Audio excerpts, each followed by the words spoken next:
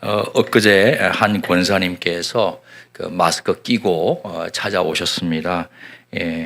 근처에 볼 일이 있어서 잠시 들리게 되셨다 말씀하셨습니다. 사실 몇 주 전에 우리 목회자들이 신방하려고 했던 권사님이었습니다. 그런데 코로나 때문에 연기되었거든요. 그런데 그렇게 찾아오신 겁니다. 빈손이 아니었습니다. 신방 받을 때 목회자들에게 전달해 주었으면 한다고 다른 권사님께서 맡겨놓으신 고구마 말랭이도 들고 오시고요. 얼마 전에 괌에 딸네 식구들이랑 같이 여행을 갔는데 거기서 사와 가지고 온 영양제 그리고 과자 이런 것들을 챙겨가지고 오셨습니다. 목회자들을 생각해 주시는 권사님의 따뜻한 마음이 전달되어 왔습니다. 권사님 참 감사를 드립니다. 얼굴 보면서 성도님들과 교제를 나눌 수 있다는 것이 얼마나 감사 제목이 되는지 하는 것들을 절절히 깨닫는 요즘입니다. 영상으로 예배 드리고 계시는 사랑하는 성도 여러분, 우리가 다시 만나서 교제하고 또 예배 드리는 그때까지 우리의 방패 되시는 하나님께서 여러분을 지켜주시기를 간절히 바랍니다. 동상이몽이라는 사자성어가 있지 않습니까? 중국 남송의 질량이라고 하는 학자가 처음 사용했다고 합니다. 같은 침대에서 잠을 자도 다른 꿈 꿀 수 있다는 그런 말 아닙니까? 다시 말해 겉으로는 행동이 같아도 속으로 다른 생각할 수 있다 하는 그런 말이죠. 그렇다면 반대로 잘 쓰지 않는 말이기도 합니다마는 동상동몽도 되겠습니다. 어떤 처지가 되어도 같은 마음 품고 또 같은 꿈을 꾸는 그런 뜻이 되겠습니다. 예수님께서는 당신의 제자들이 동상동몽하기를 원하셨습니다. 이 땅에 오신 예수님은 제일 먼저 외쳤지 않습니까? 회개하라, 천국이 가까웠다. 지금까지 하나님과 상관없이 살아온 삶의 방향 또 방식을 고치라는 뜻입니다. 회개. 그냥 후회만 하는 것이 아니죠. 한자로도 고칠 개를 쓰지 않습니까? 고치라는 겁니다. 그런 다음 하나님의 통치에 순종하며 살도록 도전을 하신 겁니다. 그래야 회개에 합당한 열매를 맺는 천국 시민으로 살게 되는 것입니다. 그래야 위에 계신 하나님으로부터 새로 태어난 하나님의 자녀다운 것입니다.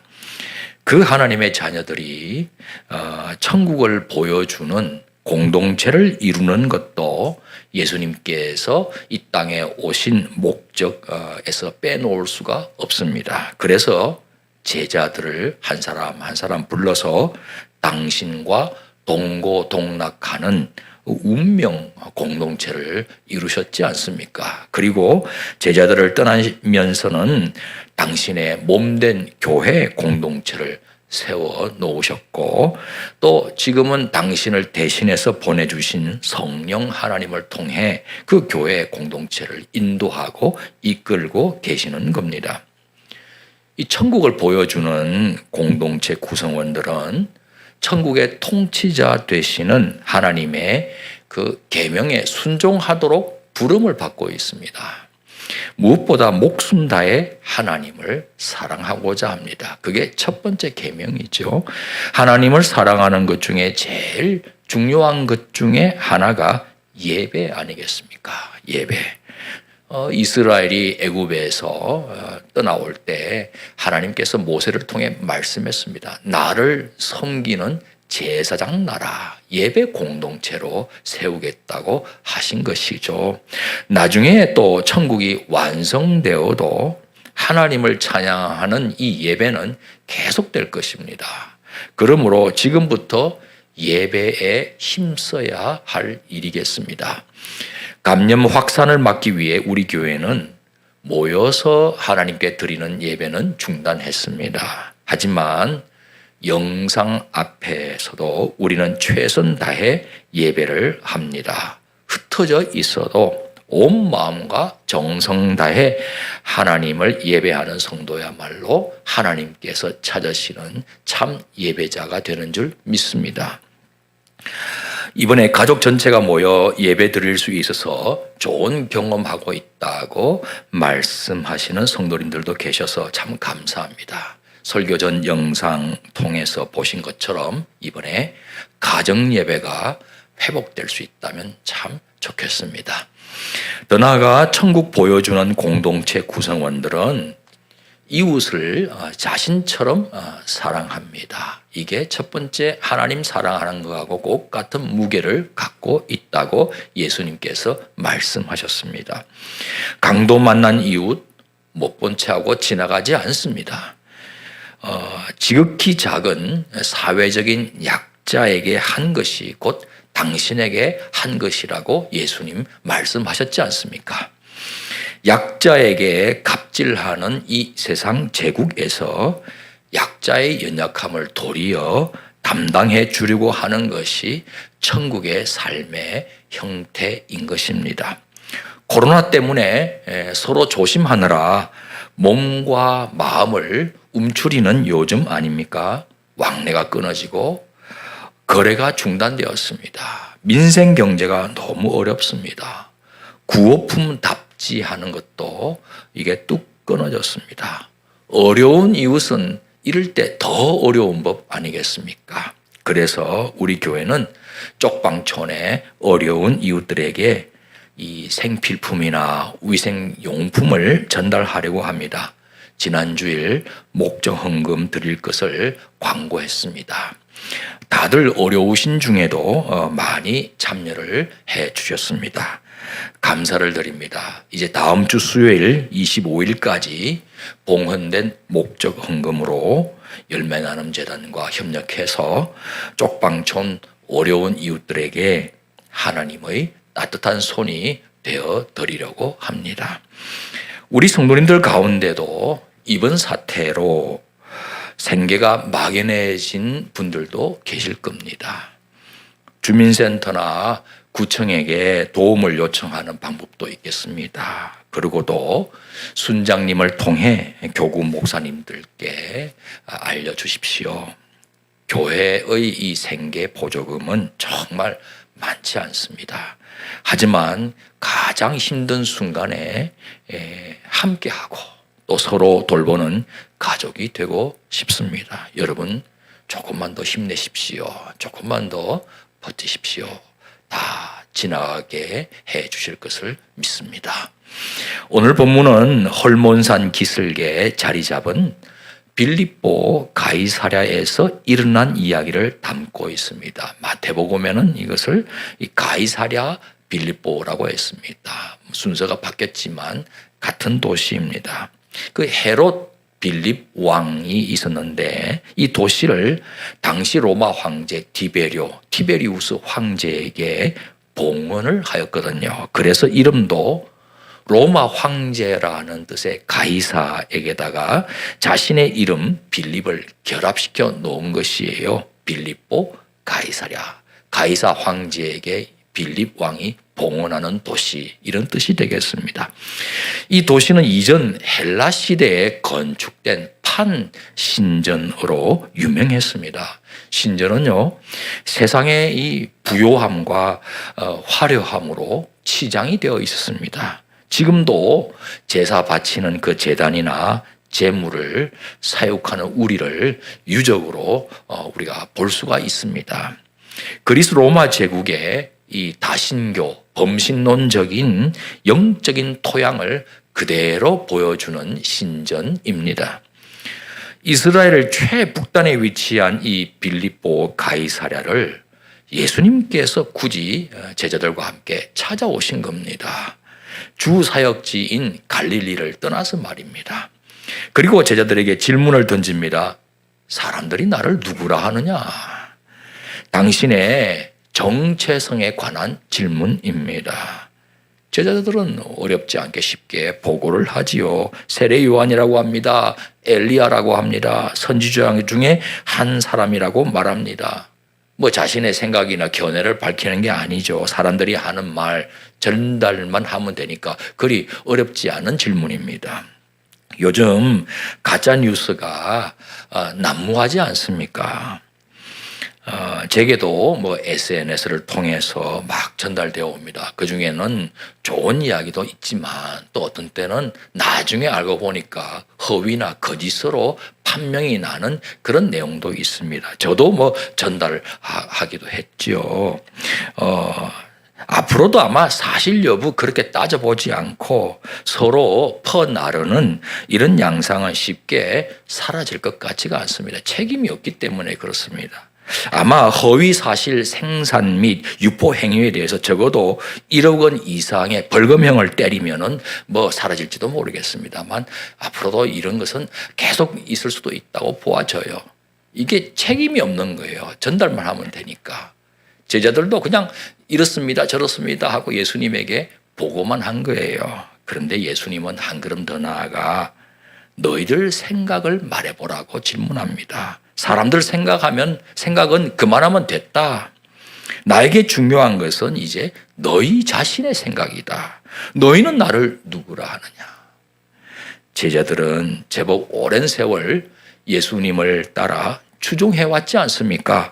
예수님으로부터 천국이 어떤 곳인지 배웠습니다. 놀라운 이적들도 목격하고 체험도 했습니다.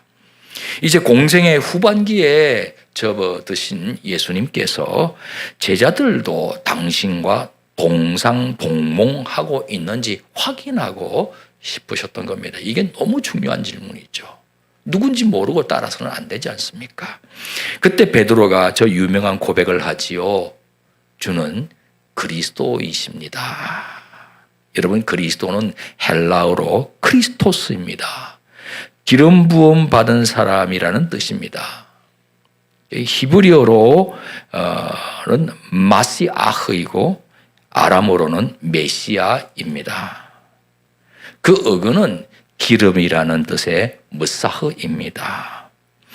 이스라엘은 임직자들에게 어떤 신적 표시를 하기 위해서 그 머리에 기름을 붓곤 했지요.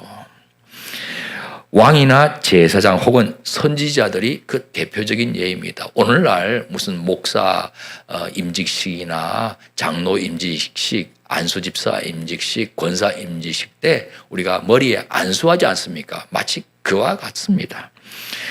그러니까 이 메시아라는 단어는 머리에 기름 부음 받은 사람이라는 일반적인 의미로 사용되었습니다. 그런데 남유다 왕국이 바벨론 제국에게 멸망한 이후에는 줄곧 고대 근동의 여러 제국들로부터 식민 지배를 받지 않습니까? 그러면서 이 메시아라는 단어를 새롭게 이해하기 시작합니다. 여호와 하나님을 경외하고 그 계명에 전적으로 순종하다 보면 여호와 하나님께서 식민 제국을 격파하고 신정 통치 국가를 세워주실 다윗 왕과 같은 인물을 메시아로 보내주신다는 것입니다. 종말에 메시아가 나타난다. 이런 이해가 시작된 것이죠. 메시아라는 단어가 일종의 직책을 가리키게 된 것입니다. 예수님 당시까지도 이런 메시아를 고대하는 믿음이 이어져 왔습니다. 심지어는 자칭 메시아라는 인물들도 등장을 했습니다. 대부분 로마 제국의 식민 통치로부터 정치적으로 독립하려는 무장 항쟁하고 맞물려 있었던 인물들입니다. 이 같은 맥락에서 베드로가 예수님을 메시아로 고백을 한 겁니다.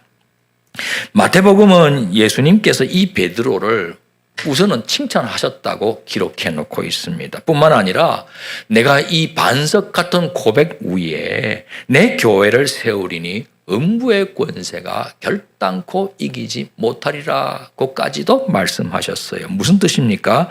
너희가 지금 이 빌립보 가이사랴에서 보고 있는 판신전, 이런 이방 신전들은 다 무너질 거야. 그러나 이 베드로의 고백 위에 세우는 나의 교회는 사람들이 아무리 핍박하고 그 어떤 음부의 권세가 박해를 해와도 절대로 무너지지 않을 것이야. 그렇게 말씀하신 겁니다. 그렇습니다. 예수님을 하나님께서 보내주신 지상왕으로 영접하고 그 통치에 순종하는 천국 시민들이 이룬 교회는 하나님께서 지켜주십니다. 저 옛날 한국 교회는 일본 제국주의나 공산주의 세력의 박해를 받았습니다. 하지만 하나님께서 지켜주셨습니다. 지금도 어떤 시련을 만나도 우리가 하나님 바라보고 하나님과 철저하게 동행하면 반드시 하나님께서 교회를 지켜 보호해 주실 줄 믿습니다. 베드로의 고백을 듣자마자 예수님께서는 메시아가 걸어가야 할 길에 대해서 의미심장한 말씀을 하세요. 31절, 인자가 많은 고난을 받고 장로들과 대제사장들과 서기관들에게 버림받아 죽임을 당하고 사흘 만에 살아나야 할 것을 비로소 그들에게 가르치시되, 이 비로소라는 단어를 주목하시기 바랍니다. 베드로가 예수님을 메시아로 인정한다는 그 고백을 기다리셨다는 듯이 그때부터 예수님은 당신의 십자가 죽음과 부활의 진리를 가르치기 시작하셨다는 그 뜻 아니겠습니까? 비로소. 그런데 예수님의 이 말씀 때문에 베드로는 큰 혼동 속으로 빠져들어갑니다. 메시아가 고난받고 죽는다고? 아니, 로마 제국의 식민 통치로부터 이스라엘 나라를 회복시키기 위해 오신 메시아이신데 돌아가신다? 메시아에 대해 그동안 알아왔던 자신의 그 고정관념하고 도무지 맞질 않는 겁니다. 베드로는 인지 부조화를 경험하고 혼돈의 소용돌이 속으로 빨려 들어간 겁니다. 베드로만의 혼동일까요? 다른 제자들은 물론이고 이스라엘 전체를 대표하는 베드로의 혼동 아니겠습니까? 메시아에 대한 베드로의 동상이몽이었던 겁니다. 베드로의 이 동상이몽은 즉각적인 반응으로 표출됩니다. 32절, 드러내놓고 이 말씀하시니 베드로가 예수를 붙들고 항변했다. 예수님께 베드로가 대들었다는 거 아닙니까? 그런데 이 항변하다는 단어하고 바로 그 다음 절에 나오는 예수님께서 베드로를 꾸짖으셨다는 이 헬라 단어하고 꼭 같습니다. 그러니까 베드로는 사실상 예수님을 꾸짖은 거예요. 아니, 예수님 죽다니요? 그러면 어떻게 이스라엘 나라 회복시킬 수 있단 말입니까? 지금 제정신입니까? 정신 나갔습니까? 무슨 망발입니까? 꾸짖은 거예요. 제자가 스승을 꾸짖는다? 우리 문화에도 이 용납할 수 없는 행동이지만 고대 팔레스타인 문화에서도 도무지 용납할 수 없는 행동이었습니다. 그만큼 베드로가 받았던 정신적인 충격이 컸던 것이죠. 인지 부조화. 예수님이야말로 이제는 베드로를 신랄하게 꾸짖으십니다. 하나님의 일보다 사람의 일 생각한다면서 심지어 사탄아 물러나라고 질타하셨습니다. 메시아로 고백했을 때 1차적으로는 칭찬을 하셨지 않습니까? 하지만 동상이몽하는 베드로를 이제는 정신 똑바로 차리라고 교정시켜 주기를 원하시는 겁니다. 베드로야, 너가 나를 통해 또 하나의 세상 제국 건설하려는 꿈꾸고 있구나. 그건 사람 일 하겠다는 인간적인 꿈이야. 동상이몽이야. 나를 통해서 하나님의 꿈을 꿔야 해. 하나님의 일을 생각해야 해. 자칫 잘못하면 하나님 이런 빙자한 또 하나의 세상 나라 세워서는 안 돼. 하나님의 꿈, 하나님의 나라는 세상 나라 속에 위로부터 임하는 신령한 나라야. 이거를 가르쳐 주시는 거예요. 우리도 예수님 믿고 따른다고 하지만 예수님 통해 우리 꿈 이루기 원하고 우리 소원 달성하기 원하는 건 아닙니까? 우리에게 닥친 고통에서 구원받는 그것만 원하는 것 혹 아닙니까? 하나님께서는 우리의 소원, 우리의 꿈 분명히 응답해 주시기도 합니다.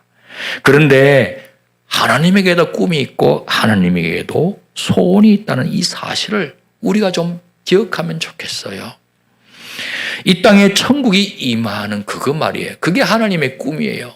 세상 제국, 또 하나의 세상 제국 아니라 하나님의 나라가 임하는 그것 말이에요.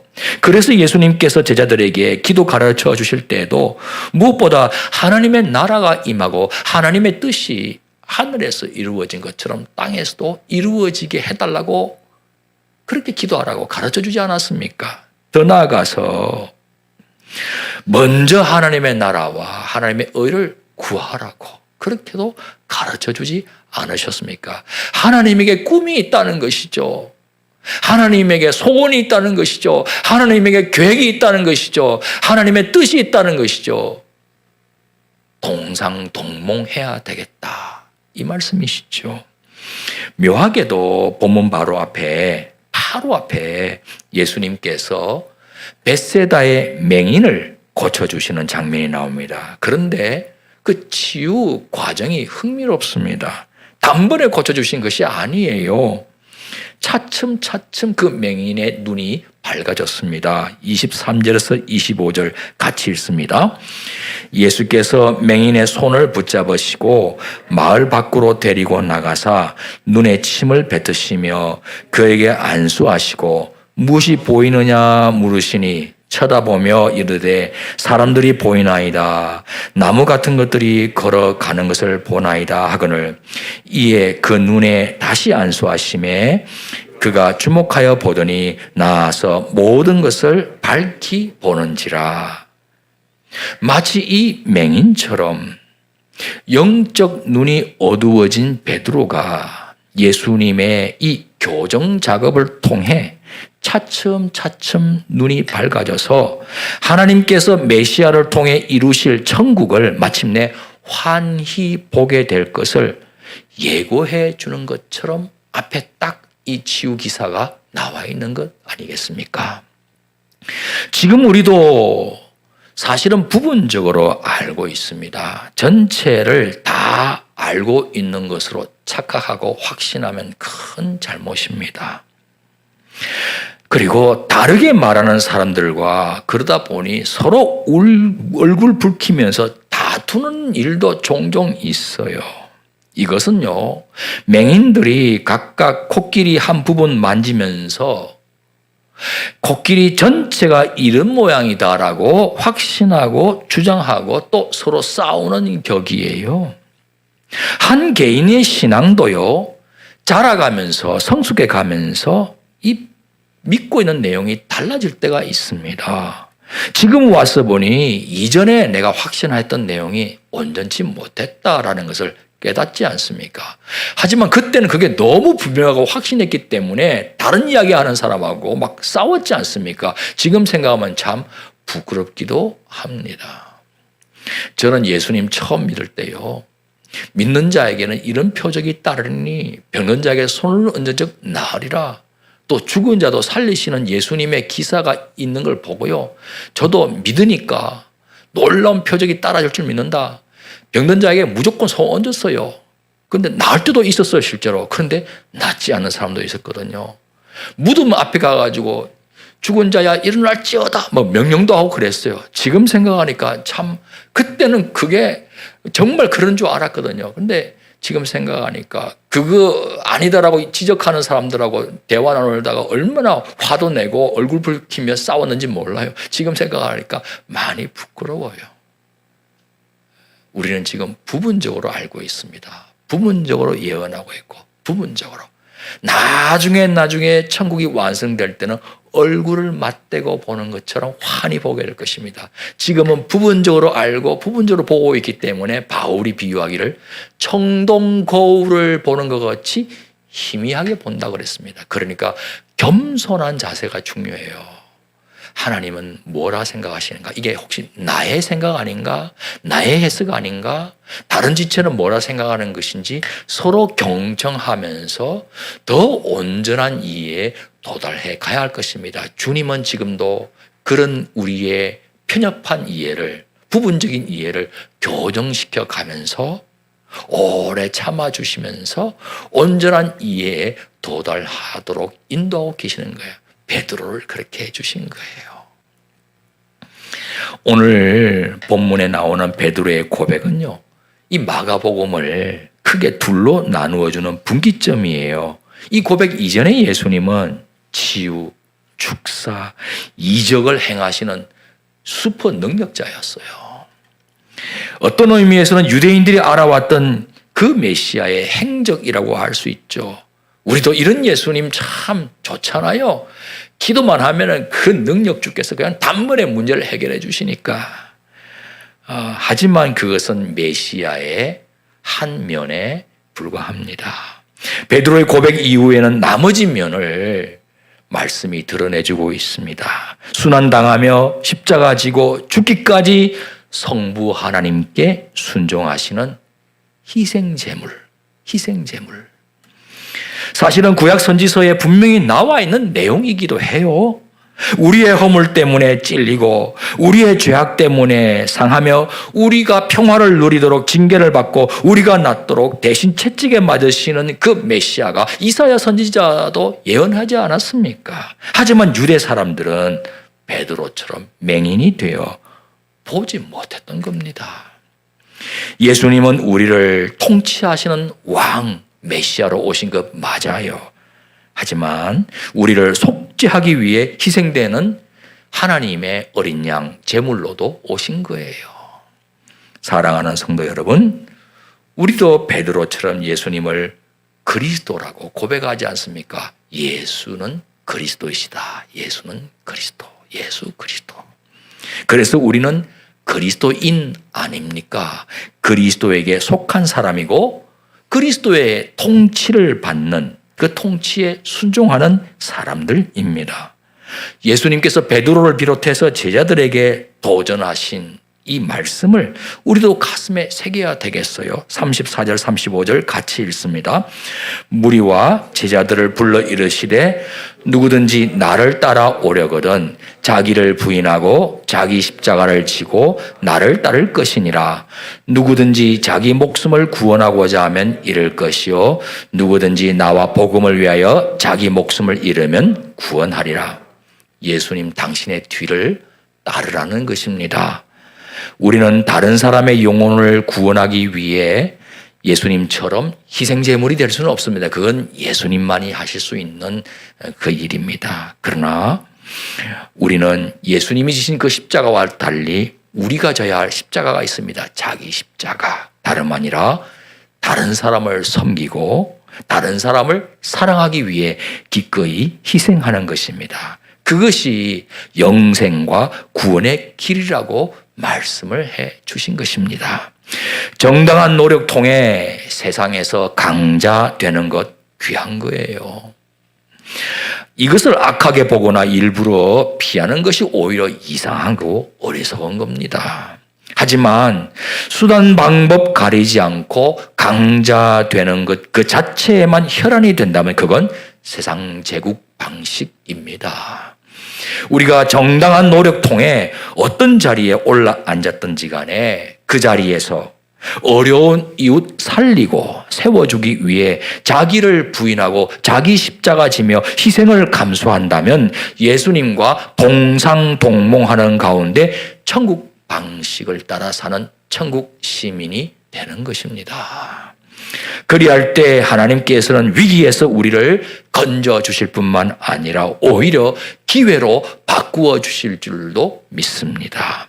어떤 처지에도 하나님을 예배하고 이웃을 희생적으로 사랑하는 기본적인 본질로 돌아가 지금의 위기마저 기회로 바꾸어 바꾸어가는 높은 뜻 사람 되시기를 주님의 이름으로 축원합니다. 일어나셔서 결단의 찬양 드리겠습니다.